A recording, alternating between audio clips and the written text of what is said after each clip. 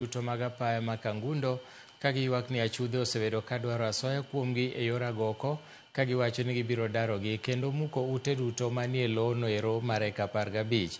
Jodak ma kanyo okwedo achudhego eko kuom chiwo bok mag lowo kata title deeds ma ok opuodhi kendo temo darogi e kama giwacho ni gisedakie kuom thuolo mar higni 14 mokalo.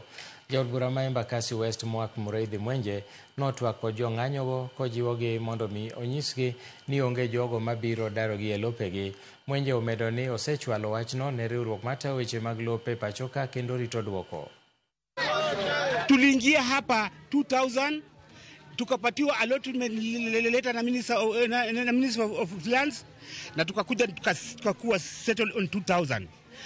Baada ya kukaa hapa tukakaa kama kwa miaka 11 tukajenga manyumba, tulikuwa tunangojea kupatiwa title.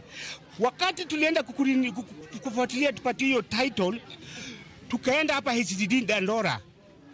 HDD Dandora wakatupatia hii shamba ilikuwa ina namba, ilikuwa imeandikwa GL peke yake. Tulipoenda hapo, huyo director akatupatia namba tuweke kwa gazeti, akatuambia tuweke kwa gazeti. Kutoka 2000 mpaka 2010 hakuna mtu alituongelesha tukijenga huku.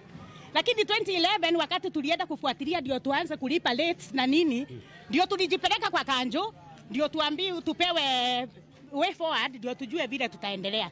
Na huyu mjamaa ndiye akajitokeza, akaenda huko, sijui aliungana aje, akakuja na title ya 2011.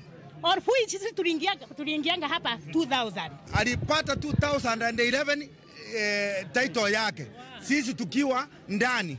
Kwa nini alituacha ndani anaenda kutafuta title deed na sisi tulikuwa na allotment letter? Ani rogue officials wenye walikuwa kwa the defunct city council, some rogue officials from Ministry of Lands wenye wamejipatia title ndio wakuja sasa waambie watu wamekalia mashamba zao huko Mole.